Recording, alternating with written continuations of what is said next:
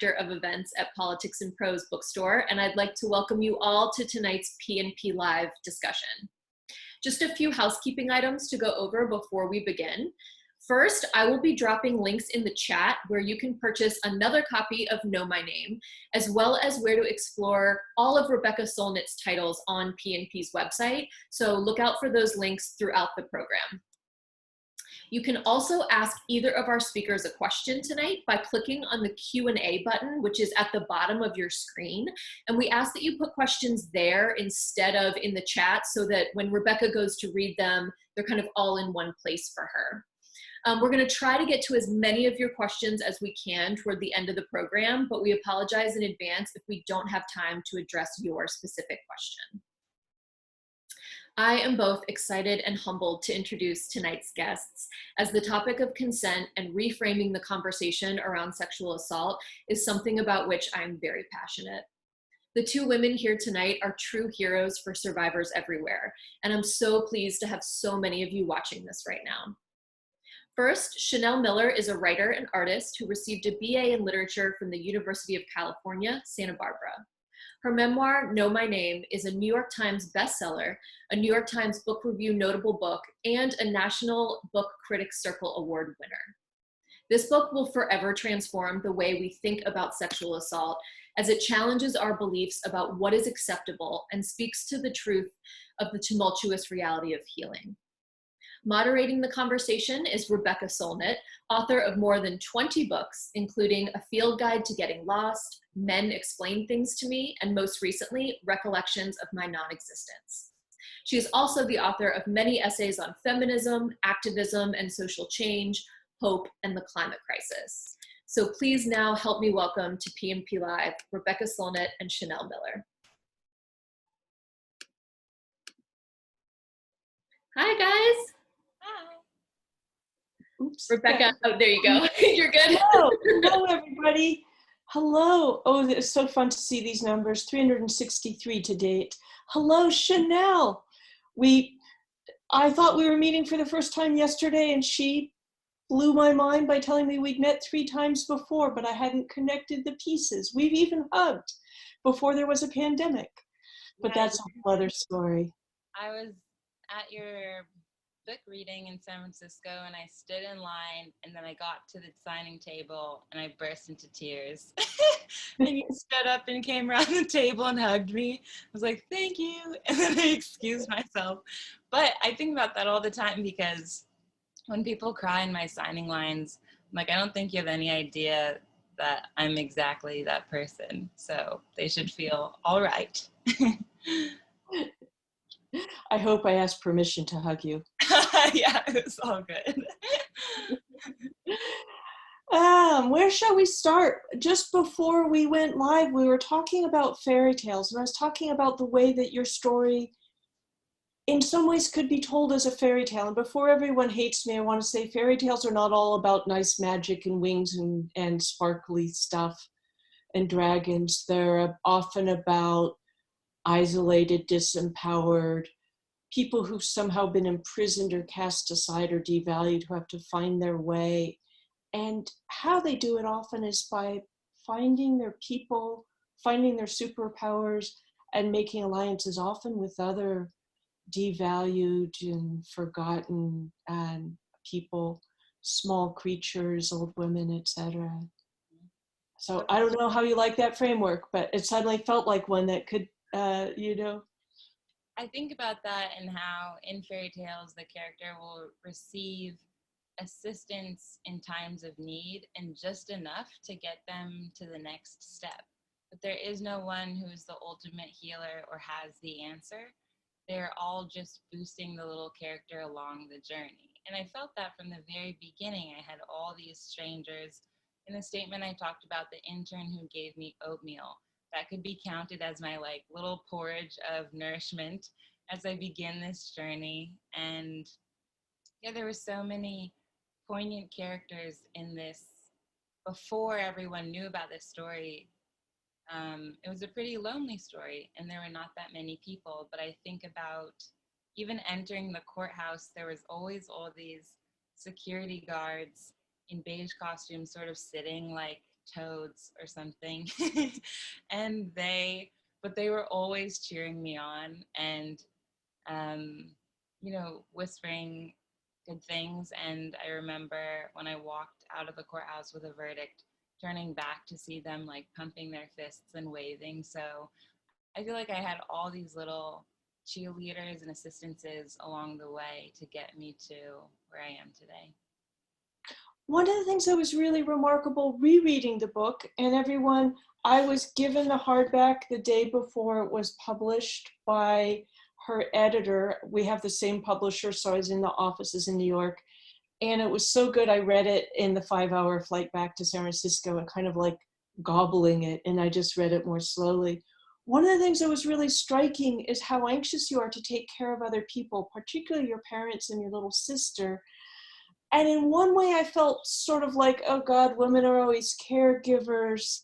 And we talk about male learned helplessness. I've been thinking a lot during the pandemic about female learned helpfulness. But as I continued to read the book, what was really striking is that, yeah, you were really worried and concerned and caring and protective of these people, but it was reciprocal. And that in a way, it felt like the deep connect, that in a way, the kind of assault that happened to you is so isolating, dehumanizing, devaluing, but you had these strong connections already in your life. But the way you reached out, particularly in that victim statement and then in the book, not just to the people who already loved and supported you, but to anybody who was like you, to anybody who'd undergone this, that's that famous ending, that, I'm with you, you're not alone, which I just paraphrased badly. And I wonder, that that there's a question in there somewhere. I wonder if you can find it. I found it, I think. I think about that and the need to protect everyone, but how that later became my power. Because when I saw that my younger sister's needs weren't being met or that she wasn't being taken care of, that really infuriated me. And I think we know how to care for our friends and the people we love even better than we understand how to care for ourselves. But through fighting for them and advocating for them and realizing, in the space of the courthouse, what my sister needed, I started shifting from, being really hesitant and unsure of everything and really afraid to a different mode where I said, I will do everything it takes to get us out of here and to transcend the story and make sure that we're not completely squashed, because now she was under my wing and I had to get us out of this burning building. And so I think a lot of getting through this was propelled by my love and proximity to her throughout the process. And through advocating for her, I learned to fight for myself. So I think for any victim or someone who's been through this, you can imagine if it had happened to your friend, how would you respond? And then I believe you would take a lot less shit immediately and be much more propelled to fight. There's an Amy Schumer skit where like somebody pours something boiling on her leg that causes her leg to like melt or catch fire or something. She keeps apologizing for being inconvenient to others. And there is a way women are taught to just kind of suck it up, let worry about everyone else. And it's interesting, like, how do you find that balance? How do you also take care of yourself? And how do the instructions, and this is so much kind of what the case is about. Everybody's like, oh, and this happens in huge numbers of campus sexual assaults, as everyone's like, what about his amazing future? And it's like, fuck you, what about her amazing future? And, in the sense that women should step aside. Absolutely. And it's really hard too when you can't even comprehend the future. Like at the time, I couldn't say, hey, I have so much going for me. I'm going to write a memoir. I'm going to do a 75-foot mural. And I'm going to do all of these drawings. Like I didn't have language or proof of that. And that really frustrated me at the time. I'm going to get 10 million hits in 48 hours. Joe Biden's going to reach out to me.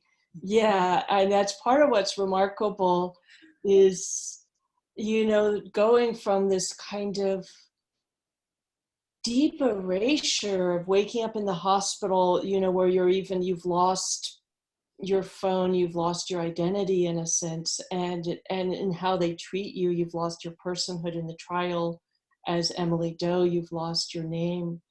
And that's part of what also makes it kind of like a fairy tale, is this way that not only do you connect to people, but you kind of create these tasks for yourself. You go, you know, I was reading it again, I was struck by these 3 creative acts in it. One, going to Rhode Island School of Design, going to a new place on your own to learn a new kind of art making, doing stand-up comedy in Philadelphia, and then writing the victim statement heard around the world, that I think is one of the great feminist documents of this incredible feminist insurgence of the last several years. And each of those feels like it creates, it's a deeply creative act, but it's also creating a self, you know, partly in response to this sort of annihilation. But I think also just because you're a young woman and you're figuring it out, even if nothing, you know, if this hadn't happened to you, and this is something we're talking about yesterday, the need of people, you know, in their later teens and 20s to build a self as this huge creative act. And each of these is also building a self. And, you know, what a remarkable self. Thank you. Yeah, I You're think welcome. Welcome.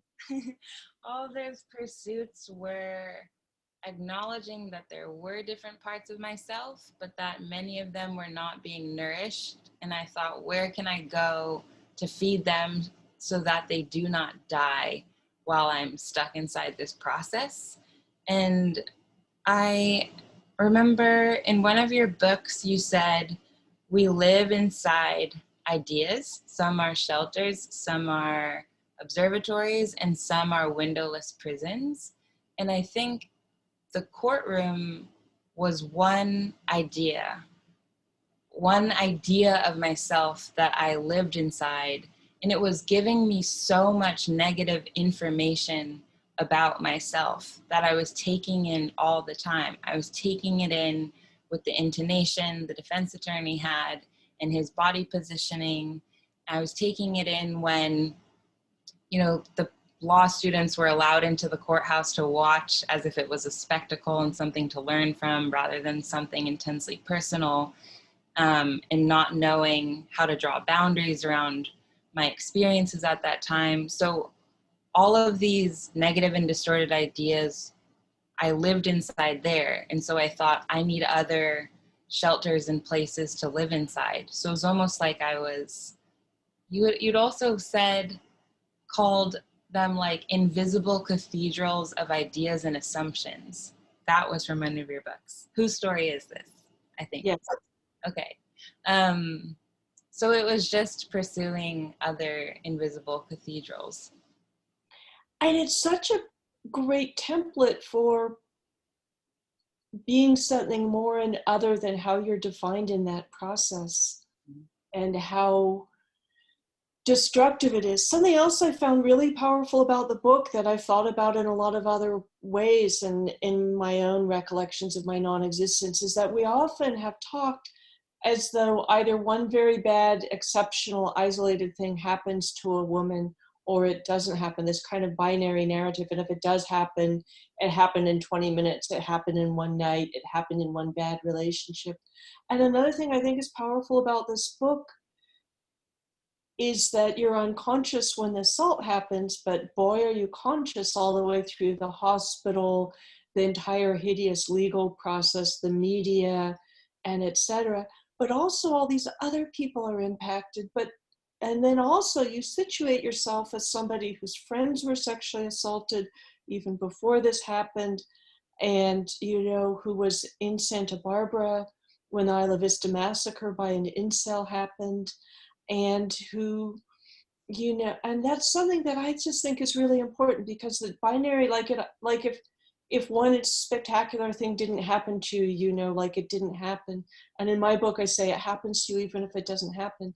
As a woman, we live in this atmosphere of menace and denigration and devaluation, the possibility at any point that you may be annihilated psychically or literally. And, you know, I've been squawking about it since I wrote my first feminist article in a punk magazine in 1985. And I've been so excited about this wave of feminism with this kind of like, we're finally having the conversation we need to have about it, which doesn't change everything, but it's a really important start. But that, I think, is really one of the things I thought was so strong in the book. And then also one of the things that was so compelling for me, just so close to my own experience when I was a really young woman, is just talking about street harassment when you're in Rhode Island. Yes. Okay. So much there. Where to begin? Anywhere you like. And from any point, we can get to any other point. Okay. If you look back at the Islamist Massacre, which happened in 2014, there was a shooting my senior year of school at my university, and it was this eruption of violence, and I think the male students were, obviously everyone was deeply disturbed, but for the female students, it was like this deep confirmation of something we had feared and had been taught to fear all our lives, but didn't know could fully materialize until then. And so I think for the females, we were always aware of that spectrum, right? The spectrum of violence we could be subject to, the worst being death, and that suddenly was embodied and became real and very close. And then at that time, the shooter had written this long manifesto. And I remember one of my male professors said, you know, unplug completely, don't expose yourself to this stuff. Whereas my girlfriends were all reading the manifesto obsessively, every word. We were doing it and studying it like it was homework, almost like it is our job to understand his mental state and his upbringing and what happened to lead to this so that we can be responsible for preventing it in the future and continue to keep ourselves safe.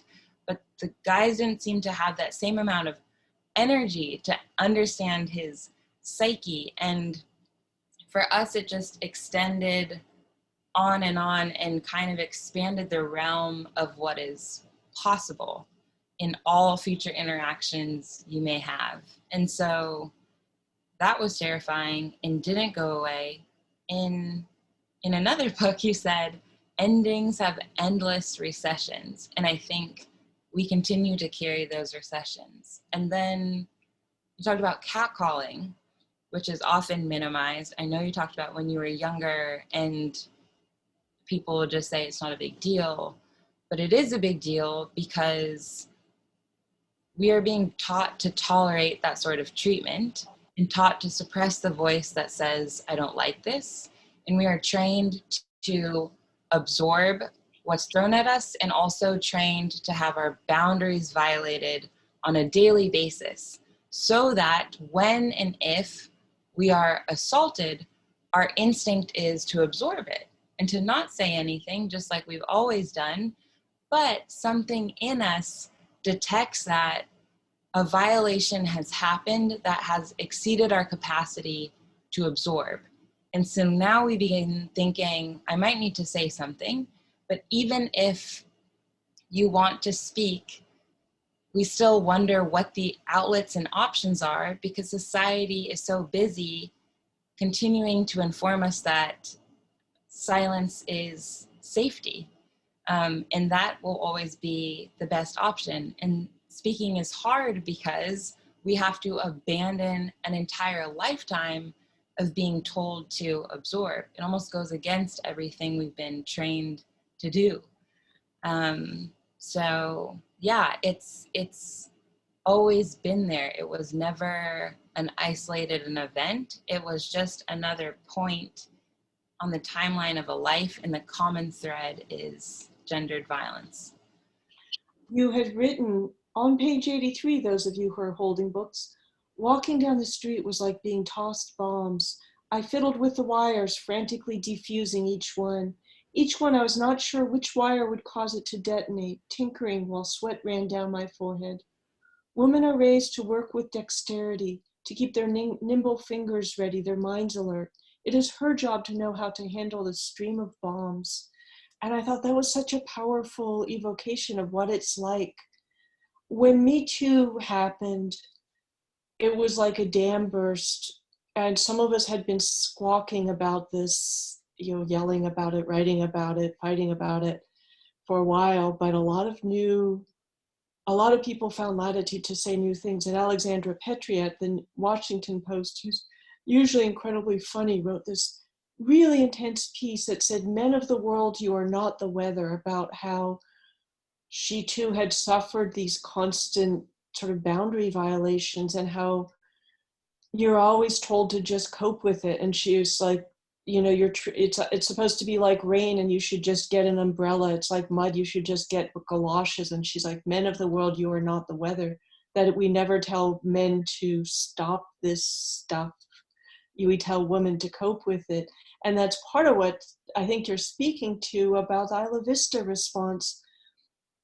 I was actually kind of a shock to me not that many years ago when I realized my whole life feminism, aka the human rights of women, had been treated as a women's problem. Women should fix. And if we treated racism as a problem that had nothing to do with what white people did, I realized like nobody would ever think that white people had no responsibility in eradicating racism because racism comes primarily from white people. Hello. And yet we somehow absolve men of any responsibility for what we call violence against women, but we could equally call violence by men.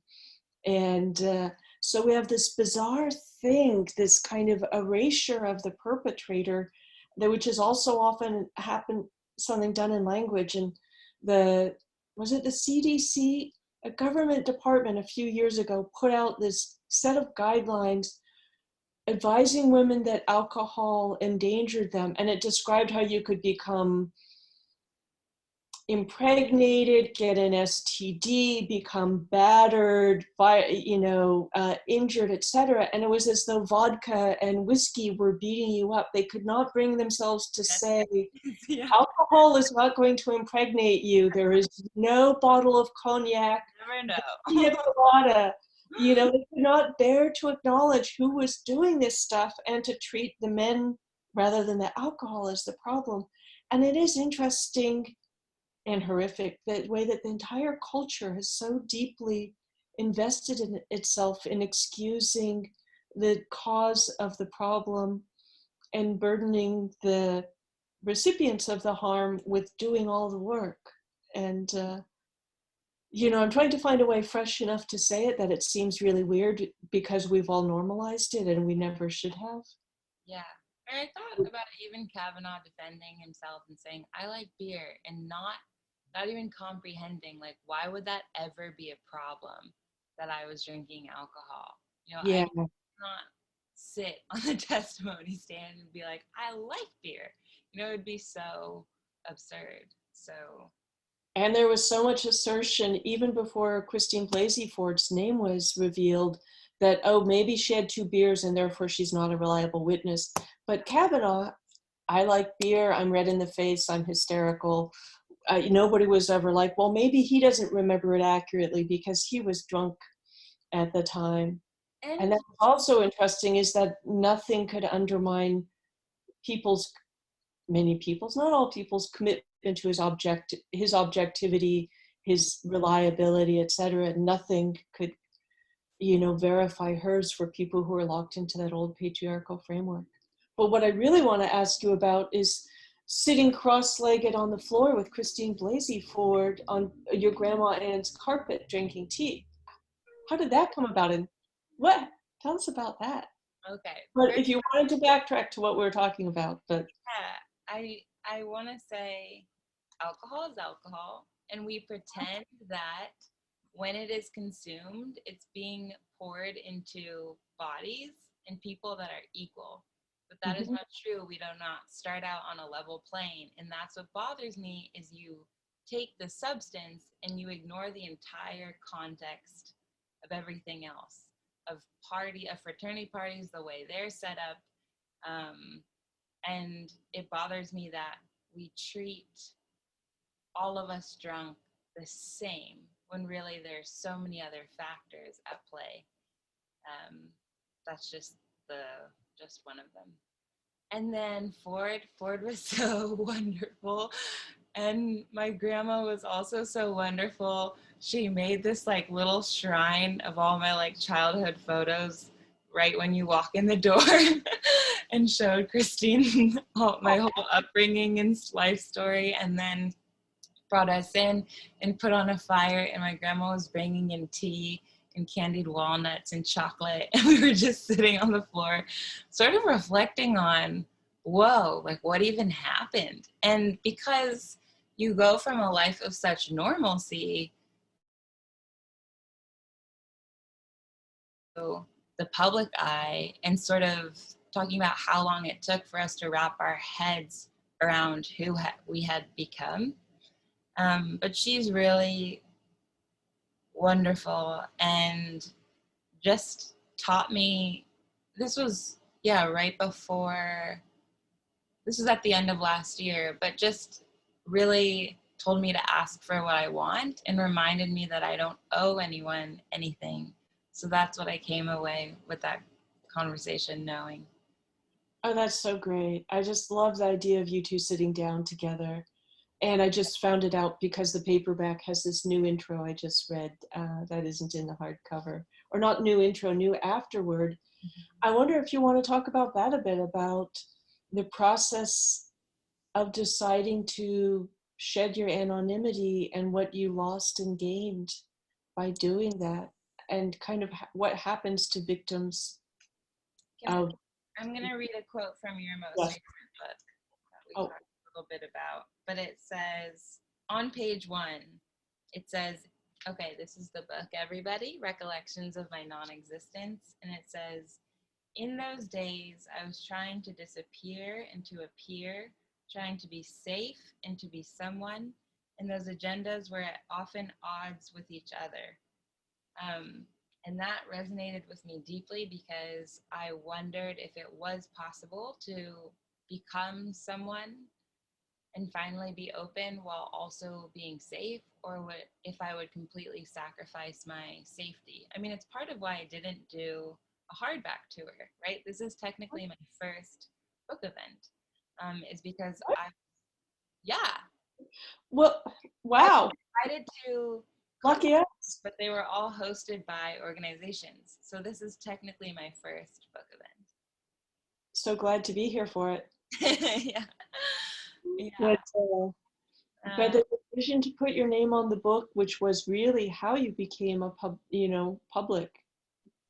Yeah, I mean, it was an excruciatingly long process of going back and forth, of wondering if I should use my middle name or my Chinese name or who I should be when I emerge.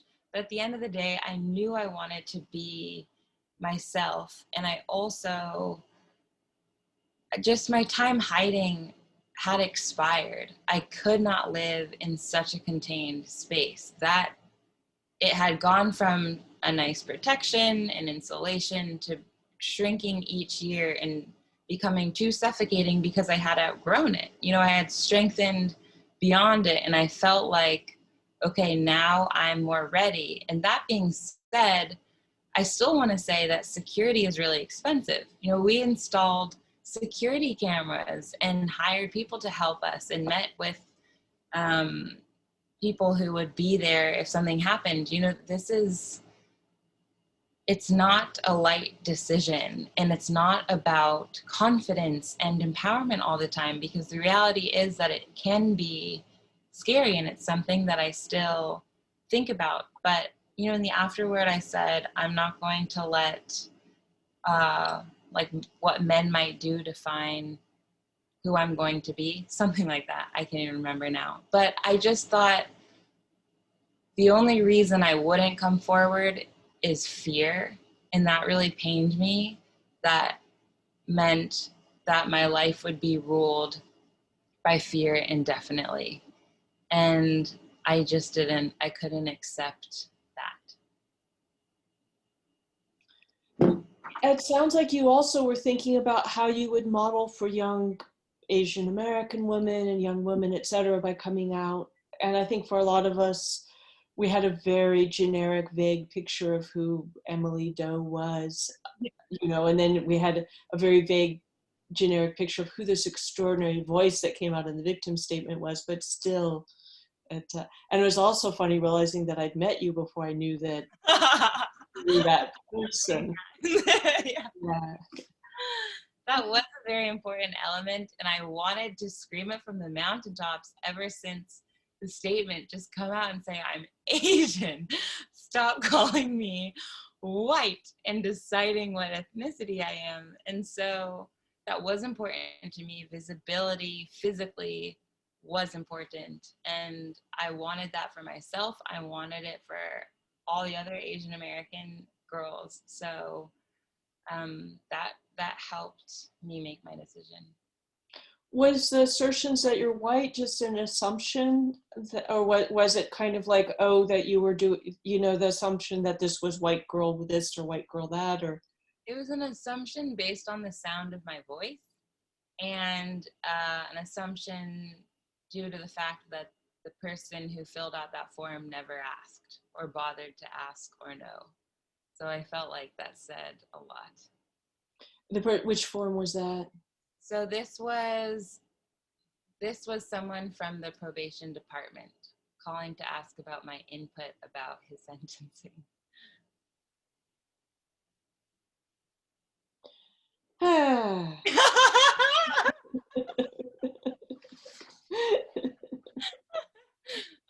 God. Yes. Wow, I think there's so many questions coming in, and we will get to them shortly. I wanted to talk about your mural at San Francisco's Asian Art Museum. I wanted you to talk about it rather. Talk about what you're doing now, what you're hoping to do next, and I wanted you to make a deep and abiding commitment to write more books. Ooh, okay, I have a question to ask you about that too. Okay. So yeah, the mural, at first when I was given this opportunity to fill these huge walls, I made these like intricate drawings, more complicated and detailed. And then I sat with myself and asked, like, what are you trying to prove? It's almost like I had this desperate need that like I was going to be given one chance. And with that one chance, I have to show you I'm good at art and I can draw all these things, know that I'm capable and that I'm skilled and that I have more. And it took me a while in drawing multiple drafts to get it down to how simple it is now, and just come to peace with the fact that I don't have to prove anything to anyone. I understand my artistic capabilities, but for this piece, I believe this image will be the most powerful thing. And so that's what I went with, a very clean, simple, bold line. And if people want to say, it's so simple, well, I'll say, okay, that's your opinion, but I understand my capabilities. And so that was really good for me to realize. Just a simple statement about the entire human condition and suffering and transcendence and the nature of time itself. For people who haven't seen it, it's 3 drawings of a figure. Do you want to describe it? Yeah, it says, I was, I am, I will be. And the character begins in a reclined state and eventually gets up. And the character is shedding tears that eventually spread out like this and flow down into becoming little boots for the character who keeps walking. It's not meant to be read in a linear fashion because you can walk both ways on the street. So I like that these phases of being are totally interchangeable. And I think we're always being revisited by our past. I think it's our duty to make room for that when it happens in the present. And to not always be launching ourselves forward. I also think it's really important to acknowledge that there is no point of arrival. I am ever evolving between all of those states, and I continue to do that as I grow up. And so that's what I hope people take away. I will go to the Civic Center Farmers Market I've been going to since the 80s tomorrow and see it. Something people may not know is it faces outward, so you can see it from the street, while I believe that the museum's largely closed. It's an area with a huge homeless population. I think it will really resonate with some of them as well. It feels like a larger statement about loneliness and suffering that will resonate also with the pandemic. Yeah, I'm so glad you can still see it, that it somehow prevailed even when anything is closed. I love that they're even more visible at night and can provide, there are these big creatures sort of above you as you're walking, like a presence in the evening, which I think is nice. I am looking at questions now. It might be time to soon to get to some, but what else should we talk about? You are going to write more books, right? Okay, this is my question. I had a quote. Okay. It says, "You said, I had so much work ahead of me and I did it slowly in stages. I was many different writers along a road in which my various books and essays are milestones or shed snakeskins." So you've written over 20 books. I have written precisely one. And I want to know, I don't know, do you feel some sort of like conclusive feeling at the end of each book? Does it allow you to divide your life into these oddly fragmented phases where you can continue to move on? Just what is it like to have so many projects behind you? I know for me, when I finished this book, it was a sense of like, whoa, I can hold it and I can also put it down. And there's something really like cleansing about that, because I felt like I did all the research I could possibly do and knew everything that I could know at this time and put it in this thing so that now I have room for other things. So is that how you have all your books like gotten you to clearer and clearer states? Well, I'm not sure how clear I am now. Just for the record, for everyone in their 20s listening, I published my first book when I was about 30, so Chanel is already ahead of me because you're 27, right? Yeah, just turned 28. But in a way, each book was a kind of inquiry. And it's one of the joys of being the kind of writer I am. What I'm most interested in, I can cook up into a project and eventually turn into what I do for a living. And often one book leads to another. And my fourth book, for example, was a history of walking, and it came out of actually my second book, which is about trespassing in the Nevada test site, and I talk about Henry David Thoreau and his essay on walking. But the fact that our civil disobedience took the form of walking felt so resonant. And I was exploring these Western spaces and hiking and traveling, and somebody said to me, because walking was how I explored place, and they're like, now you should explore walking itself because you keep writing about it.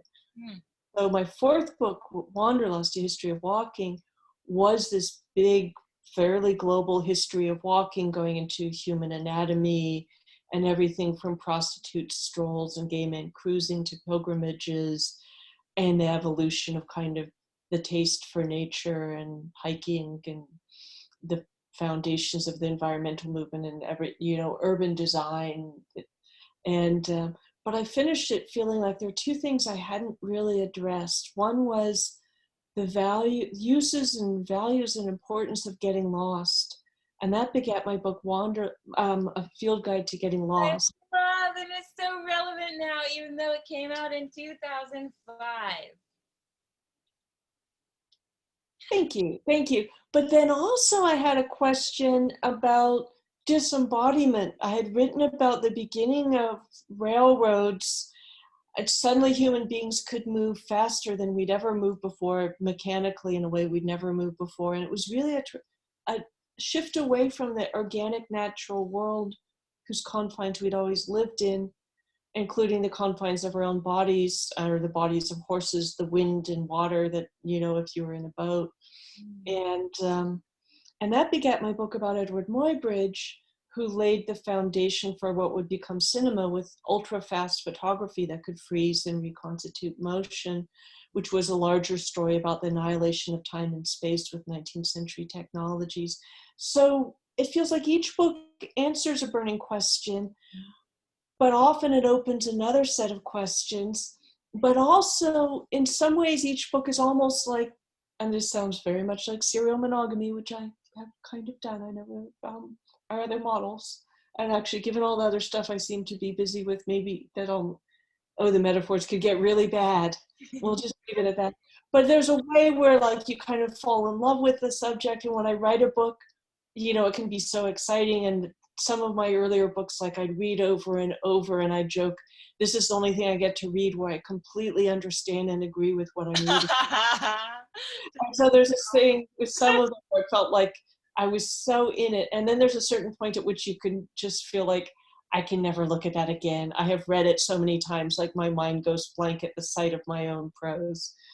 But at the same time, people have said, oh, which book is your favorite? And I'm like, I love all my children. So there's elements of exploration, of parenthood, of romance. And each of them has been kind of an adventure and a discovery.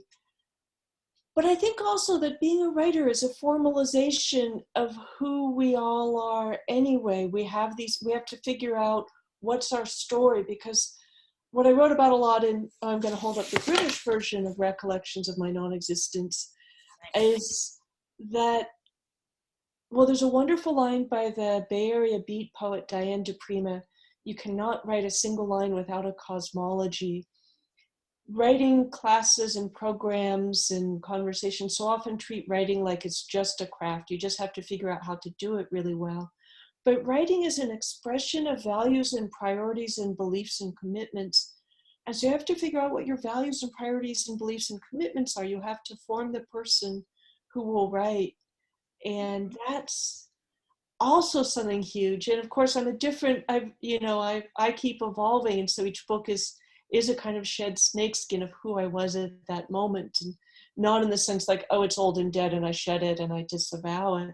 I love it when somebody reads an older book of mine, and I feel like books are like music scores. They're only alive when they're, in the way that music's only alive when it's being performed. Books are only alive when they're being read. The book is the score, not the sound. Yeah. Yeah. But there is this way in which also I think writing formalizes the real creative work all of us are doing, which is to make the self who will speak, who will decide, who will choose, who will value. And that's something I've thought about so much in the last several books, in the last several years, this kind of what's your story, whose story is it? Something I've written a lot about around race and gender, and sexual orientation is who do we center the story on? What are the norms that prevail? What happens when you tell the story of refugees from the perspective of refugees rather than cranky white people who are obsessed with their own, never mind, or I'll get really nasty. What happens when you tell the story of a sexual assault from like, I was looking back at all my Facebook posts about the Stanford rape case. There's a famous Onion story about basketball player overcomes tragic, rape. I forget how it's put, but it's essentially basketball, it's framed as though the star basketball player is overcoming the sexual assault that he's actually the perpetrator in. So like what happens when you shift the center of a story? And then there's that great feminist tradition. What happens when the Wicked Witch instead of Dorothy is at the center? What happens when Mr. Rochester's first mixed race wife from the Caribbean rather than Jane Eyre is at the center of the story? What happens when you shift the center? And I feel like in a way that what is Black Lives Matter? What is so much of what's been happening? What is Me Too? It's saying we're shifting the center. We're going to tell the story from another position. It's such an exciting time to be a storyteller because we're asking these big questions. But each book is kind of an adventure and some of them very logically proceed from the next one. Some of them are kind of surprises. Part of why I get to have so many books is I've done at least 5 anthologies because I'm really primarily an essayist. And and so the short pieces are as important as the long ones. And but maybe we should get to, I don't know if you had a reply or thinking about that, or Yeah, fully committing in public to writing more books yourself. yeah. I like the idea of writing as a way of getting yourself to the center, or finally putting yourself Yeah. at the center and saying, I'm sick of living on the edges, And I remember in one of your books, you said you had all these experiences, but you said the you that was going to write it didn't exist yet. Or like, but I don't know. It's so fascinating. We'll have to have this conversation again in like 10 years and see. We can just keep having it. We keep Yeah. having it. But yeah, but it's also this interesting thing, because you don't really find a story. You find a lot of raw fragments and you make a mosaic out of them that is the story. And writing this book must have been so interesting for you, deciding, and you did it very skillfully, what to put in and what to leave out and how to. But one of the things I love about the book rereading is that it starts out so small.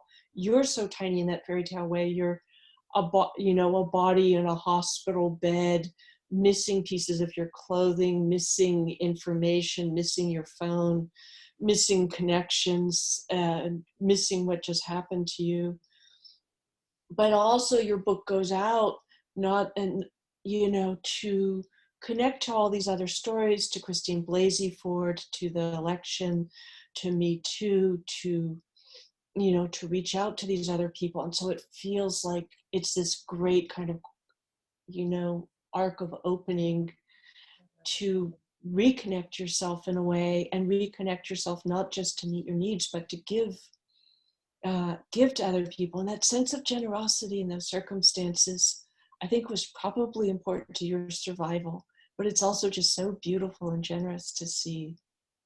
That's wonderful. I like that you saw all of that.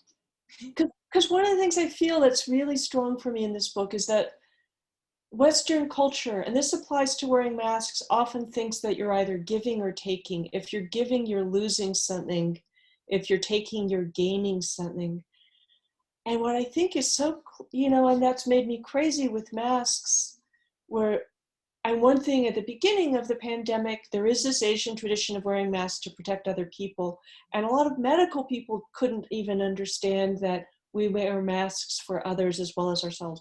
At least San Francisco has these posters everywhere saying, I've got you, saying, I wear my mask for you, you wear your mask for me. But there's also a way that giving away enriches you and strengthens you, and it strengthens your ties to others. And that's something that's in a society based on acquisition, because love is not like, gold bullion. You don't pile it up in the corner and not let anybody else add it. Right. There are the things of the spirit. The more you give away, the more you have. And that's, yeah. When I thought of that, like, I didn't even understand when the statement exploded how to absorb that much love. And I thought of like a water tower full of pink liquid, and every day I take like a little spoonful of it, but it was enough, I knew, to keep me going for as long as I needed in order to write the book, but it was incredible. And it's so crazy how you can go from such isolation to global recognition and warmth in a 24-hour time span. So I'm aware that anything can happen. Yeah, well, it is such a remarkable trajectory, just the power of that statement. And I don't know of very many other things that have moved through the world the way that document moved through the world. And, getting the tens of millions of readers within a few days. And then this response was read into the Congressional Record, right? And and all these performances of it translated into Korean. Mm-hmm. Young Korean feminists are one of the greatest things on earth. I got to go there. Men explain things. Mansplaining is a big word in Korean. I got to go on book tour there, and they're awesome. And so it makes perfect sense. Is this book in Korean yet? It will be. It Good. just came out in Chinese, which is amazing. Oh, your mom must be so thrilled. No. Yeah, so lots of languages coming out. I loved your mom as who your mom was, that she's very protective, but she's also so much an artist, really interested in like, well, how do we make this? How do we do this? Can you repeat what she said about the idea of going public? Yeah. She's really remarkable you had in the afterword. I mean, as a mom, she was always really worried, like, okay, Yeah. home, make sure you're okay. And it took a while, but we had a conversation where we really confronted the decision. And she told me, if you want to break yourself to be bigger, you should do that. And this, I had finally gotten myself to a place of stability. I was in my little apartment in San Francisco and I had comfort and a routine. And she said that won't propel you forward. But pain will. And she also said, I think she could see my connection to so many other women out there, and that perhaps it pained her to see me grappling with this decision alone in the living room with her and only being able to have these conversations with my family. And I also thought about freeing my family because, my partner, my parents hadn't told anyone really. And so the pain had kind of been kept in this tight space. And I think as scary as it was leading up to me emerging, there was a sense of relief. And then other people could finally take care of them. Because they were my support system, but they also needed to be supported. So I think everyone could breathe a little better. That's nice to know. That's nice to know. Because it does feel like the way nobody, your sister couldn't explain why she kept having to leave school and why she was preoccupied, that everybody was really, that there's a sense, you give very clearly that a protective space can become a prison if you feel you can't exit it. And your mom is just so smart and clear that, break out to get bigger. She's very big picture.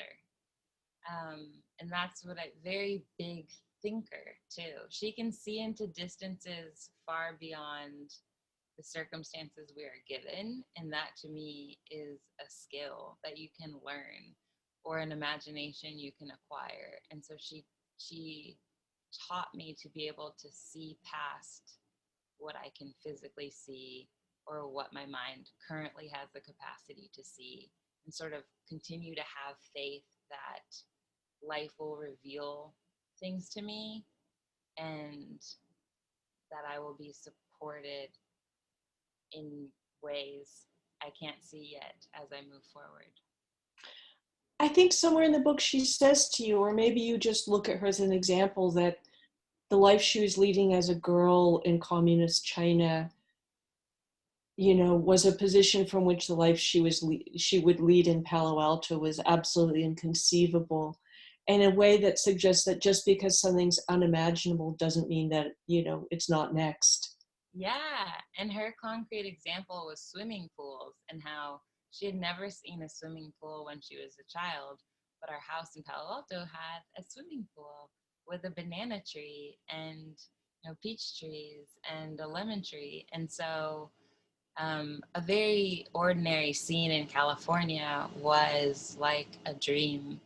If she had gone back to her previous self and told her about all these details, it's sort of like, wow. And that continues to happen for me. Like I find myself in places where I'm like, how did I get here? Like I could have never conceived this, Oh, thank goodness. So I'm going to start some of the questions. An anonymous attendee says, could you speak on healing and the justice system? What in your dream of dreams does the system look like to you in the future that promotes justice and healing for survivors? I think I don't like that it was positioned like a battle, like Yeah. someone will come out on top or win or be victorious. Um, and that I feel like both sides are forced to amp up and attempt to, it's just like a clawing away at each other until someone is worn down. And I really didn't like that hostility. It was so strange because, you know, you grow up in places of learning and you think, oh, this is going to be constructive and it's going to revolve around truth, when really it was so much about manipulation and strategy and things I didn't understand. That was really foreign to me. Um, and then I think with the sentencing, of course, the short sentence bothered me, but it wouldn't have bothered me if my assailant had actually acknowledged and learned from what he'd done, which was really the goal from the very beginning. All I was asking is that he acknowledge the gravity of his actions and to vocalize that he understood the repercussions of them and to vow to never do them again. And I never got that need met, even though I spent all of this time and energy and money inside the system. And that to me is the greatest failure, that we all come out of this in so much pain and that nothing was learned, and that he entered in his own bubble and his bubble was maintained and the judge primped that bubble, but nobody was able to ever puncture it and say, for one moment, entertain her perspective. And that to me, that lack of empathy, you know, the way that money is thrown at lawyers to come up with these ludicrous scenarios, you know, they would do all that rather than acknowledge my existence or to hear what I'm going through. That to me felt like the waste of time and the true failure, that nothing was learned. Like, we didn't come out better. We just came out completely disoriented and worse. So. One thing that was so striking about the case for me, because it was so high profile, is that in a sense, he had defined himself for life with this. Unless he changes his name, this is what will come up first through, 5,000th in every Google search. This is what, and I wish that in a way, it's not that you shouldn't sexually assault people because it's bad for your reputation, but it is this interesting thing. And I felt like your statement particularly was like you wrote a cage around him in a way that you contained him in a way and freed yourself with that statement. And that's not a sort of rational text analysis, but that was just such a sense of the power of that statement for me. But it was really, he'll also be on the sexual offender registry for life, I believe. Yeah. And, but it did feel like, without getting into him so much, that his family's refusal, his family completely fed that refusal to engage, that refusal to do that empathic business of imagining yourself, as you asked, in somebody else's, a story, to recenter the story. Yeah, and there's the Well, frustration. they doubled down.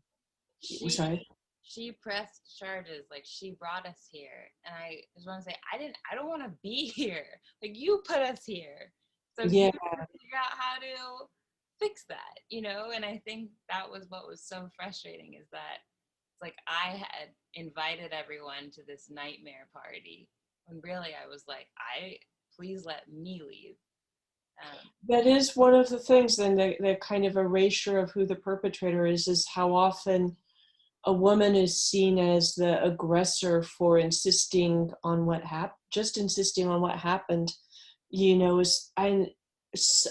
I have a friend who is a Title IX officer at one of the UCs, and in the course of doing the writing about gender violence I've been doing for the last 15 years, I've probably read 10,000 stories or more I don't know how many, just it felt daily forever.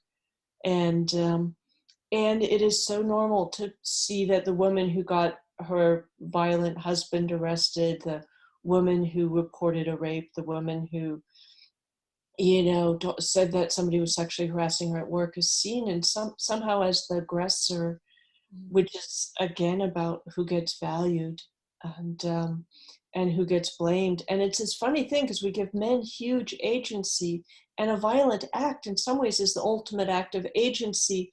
And then we use the passive tense and language to pretend that this terrible thing happened to them, poor thing. Because It's like, it didn't fucking happen to you, you did it. the choice is always hers. And we say, you can choose to not say anything or do something and then rupture his life. But the ball is always in court, and it's always framed as her decision rather than taking it back one more step and saying, no, the choice was his to assault her or not. And we don't treat that as a choice. We treat that as a fact and then give her the choice. And that's what's so frustrating. Well, I think Taylor Swift's greatest performance was her court trial. Those of you who don't know, like a radio personality or somebody grabbed her ass at a meet and greet, and she told his bosses who fired him, and he sued her for ruining his career. And she countersued him for $1, and it was because she was Taylor Swift with giant, enormous, deep pockets. She could pursue this exactly as she wanted. But I felt like for all her young fans, she modeled this refusal, and that anybody who hasn't seen it should go look at some of the cross-examination where she keeps saying, what happened is he grabbed my ass. And this is not about what this or what I was wearing. It's like, excuse me, he grabbed my ass. And she just said point blank in this beautiful way, I refuse to take responsibility and feel guilt for his decisions. And she was just so clear. And I felt, because she has this young female fan base, she just modeled it so well. It was exciting to see. And one of the things that's hard for me is when I get into weird situation with guys, feeling that young girl who's unsure of herself and cutting them slack and kind of blurring out, reverting, which might bring us to another strong question. Is somebody else writes, one of the worst parts of being a survivor is the shame. How did you overcome the shame? Do you have any advice for people still very much in the healing process? Yeah, the shame. Well, I've talked about how it was strange how much of the shame was learned, how I didn't start out with that much, but over time acquired it through reading online comments. And but because I learned it, I think it's also possible to unlearn it. And again, just recognizing where the actual action was born, right? Where the origin of violence is and how you have become a vehicle of that violence. There's a wonderful line. I'm going to quote you one more time, but it's Recollections of My Non-Existence, and you say, what is rape but an insistence that the spatial rights of a man, and by implication men, extend to the interior of a woman's body? And so there should be no shame in what has happened to you, and also the fact that you have to not only overcome your own assault, but overcome that idea, which is so embedded in our culture and so feels so impossible to surmount. And I think we put it on ourselves individually to deconstruct everyone's ideas and awful stigmas and blame. But I just hope that my purpose of the book, if you come away much more gentle to yourself and much more confident, then I have succeeded. I think it will do that, has done that for a lot of people. Yeah. And there are so many questions. I'm kind of browsing here. I don't know if you want to look at any of them. You don't have to. But while I do this, you and Tiffany have a podcast? What's it about? I didn't know that, but one of your questioners does.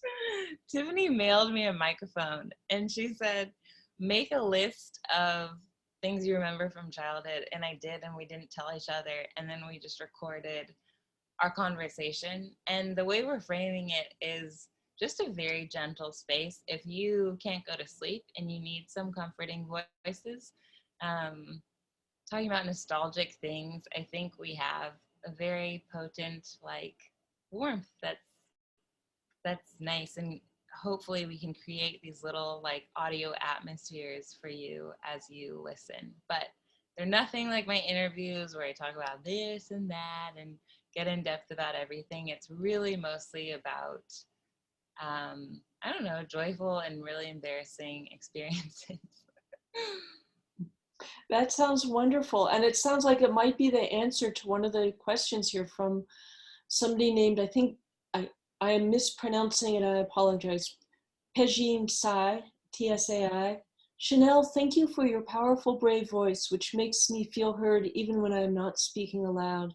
Can you offer advice to us survivors of sexual violence, or some words or a mantra we can turn to feel hopeful, so we are reminded that we will still heal even years later?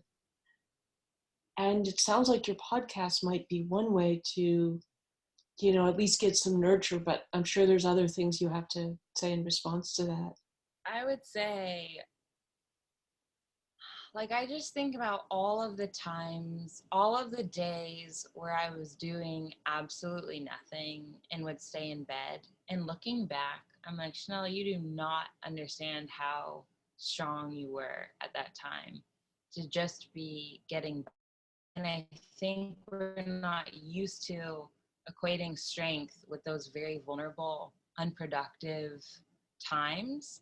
But I hope that even if you identify with that reclined position, that there's so much happening in you that is strengthening and that is doing so much work just to get you to survive that day. And I really hope that you give yourself credit for that and sort of see how much power there is in that, even though it doesn't appear like a triumphant power pose or like you're taking names and whatever.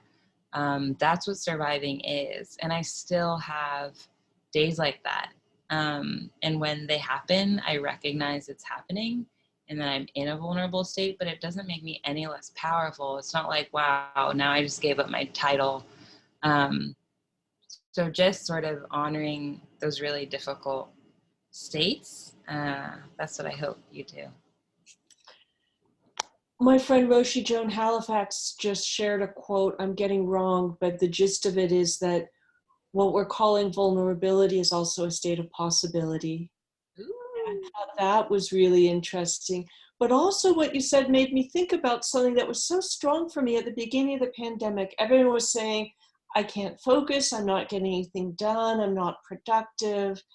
And I just kept saying, this is like if you're pregnant, you're just, you're gestating a baby. If you're sick, or wounded, and you're healing, you are adjusting to a shocking new reality that's changing everything in your life, and that's full-time, really demanding work. And I think in a way that's also in something psychologically traumatizing, and that includes bereavement and loss, not just something violent, that often just making the adjustment and the healing is a huge full-time job. And it's very hard in our little treadmill, Fordist production line society to give ourselves credit that we're doing really important work, often that looks like doing nothing, and to let that recognize that doing nothing might be what you need to do to be able to do something. Yes. And it's also something I'm really interested in. What are the other things we need to do the work we're here to do? Like, do you need to garden or doodle or, play the kazoo in order to write your books? There's a wonderful essay by Lawrence Weschler, a New Yorker writer, about asking the judge at the Hague War Crimes Tribunal how he can bear to listen to these Bosnian stories about neighbors doing horrific rape, torture, murder, massacre of neighbors day after day, year after year. And the judge pauses, and then his face brightens. He says, after work, I go to the museum and look at the Vermeers.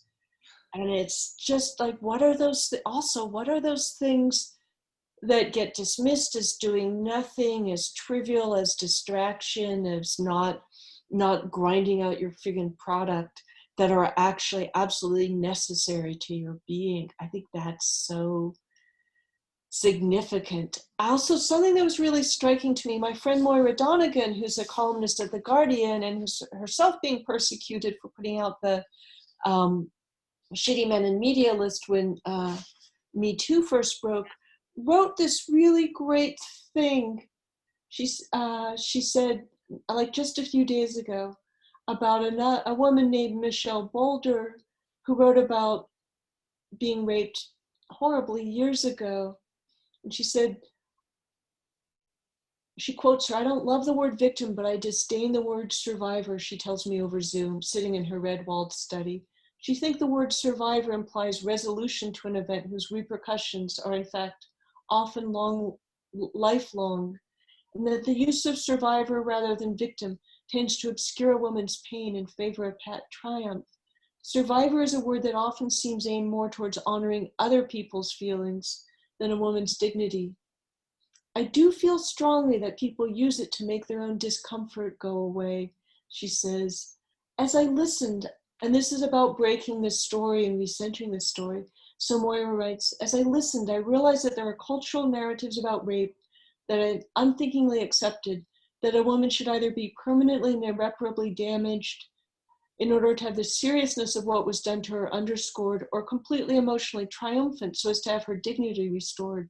Boulder refuses to be either meek victim or feel-good survivor. She insists on having the gravity of rape and the fullness of herself acknowledged. And I love that refusal of the binary, and that a full engagement with the complexity of the way that things don't finish, but they change. Don't finish. It's like we're surviving-ers, not survivors, but it's constant, and it's more of a verb than it is. We remain a verb and not a noun. So that's an incredible passage. Oh. I have actually the great feminist writer Peggy Orenstein is a huge fan of yours. You might know her. She wrote Girls and Sex and Boys and Sex, and her daughter, who's half Japanese American, is also looks at you as a role model for being mixed race Asian American.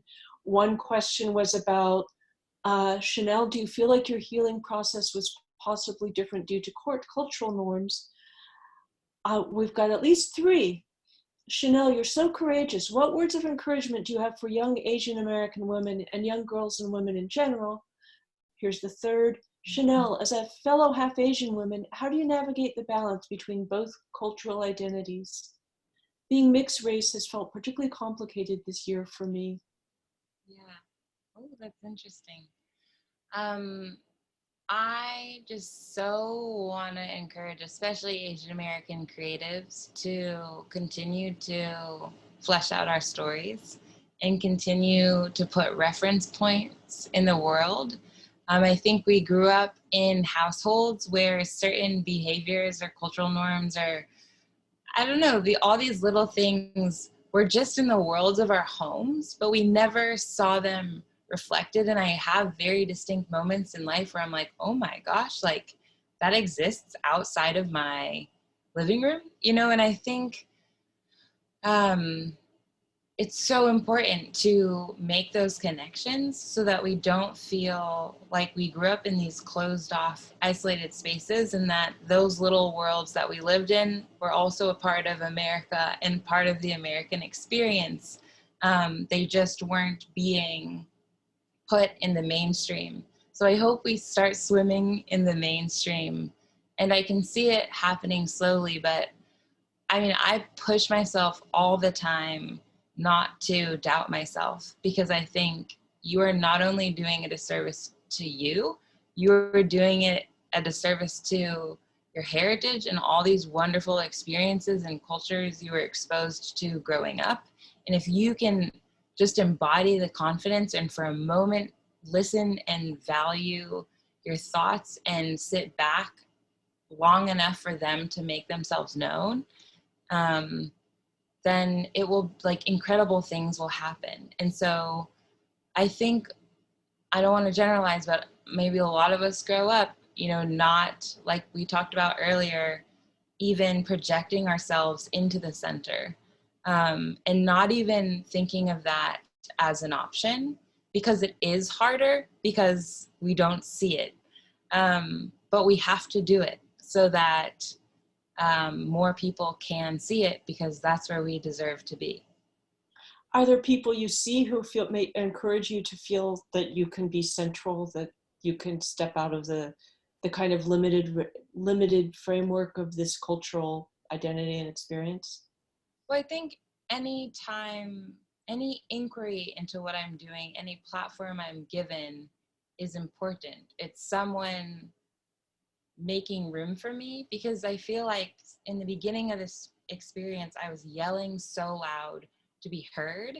And once people heard me, they said, okay, you will never have to scream like that again. Like, we will create the spaces for you to inhabit and flesh yourself out. Even the Asian American Museum, they didn't, you know, come bring me in and expect something. They said, this is your blank canvas and you can fill it with whatever your mind wants. And I got to go home and come up with dozens of drawings. And so it's really just providing the space for you to figure out what you want to say and who you want to become. I think we're at the point of the last question. Someone wants to know what you've been doodling while we're talking. Well, I took notes on what Rebecca was saying. And I drew a little cat when we were talking about cat calls. And that's about it. But you're not going to hold it up? That's your prerogative. I have all of Rebecca's books. I'm also barefoot and sitting cross-legged. But yeah. And I've been playing with tape. Sorry. Nothing to apologize for. I also assume that everyone in America is in solidarity with me and wearing yoga pants at this very moment. I'm wearing socks. Oh my gosh. Anything else you want to say, that you want to tell people, that you want to close with? I just want to say, Rebecca, it's been such a pleasure, you know, having your voice in my life over the years, and now getting to embed our voices and come up with new conversations. There's so much power in that. And so I'm just very happy to exist as a writer, and now it's recorded that I will keep writing. I love talking to you yesterday. I love talking to you today. It makes me happy to think that this conversation will continue in private whenever convenient, and that at some point you'll come back and visit your family and we'll get to hang out in the Bay Area. That's right. I'll be home eventually. And also, would it be possible for us to save these questions? I'd be happy to look at them later. I just couldn't read them now. Brittany's nodding. I would love to see the chat, which I haven't had time to look at. I know, I was going to say, since we've done virtual events since March, I have never seen more encouraging, incredible, strong people in the chat. And I just want to send so much love to everyone who is here, all of the survivors, women and men. I mean, this chat has been so inspiring. And thank you all for being here and for staying strong. And a lot of people have said that, Chanel, this book has changed their life. And I just hope you know that that is 100% true for so many people. And just thank both of you for being heroes to women out there. Your work is invaluable, and it's not a small thing. Thank you, Brittany and Rebecca. Thank you so much. Thank you so much. I just want to say this painting I'm in front of is by an artist from Creativity Explored named Selena Perez. It's a black swan, which is about rare but powerful events. And it's been my background totem for so many things I've done during the pandemic. Thank you both. Thank the other 347 of you out there. And to be continued. Yes. And thank you for supporting independent bookstores. Yes, absolutely. Thank you guys so much. Right. Good night, everybody. Love you. Good night, everyone. Stay well. Bye. Bye.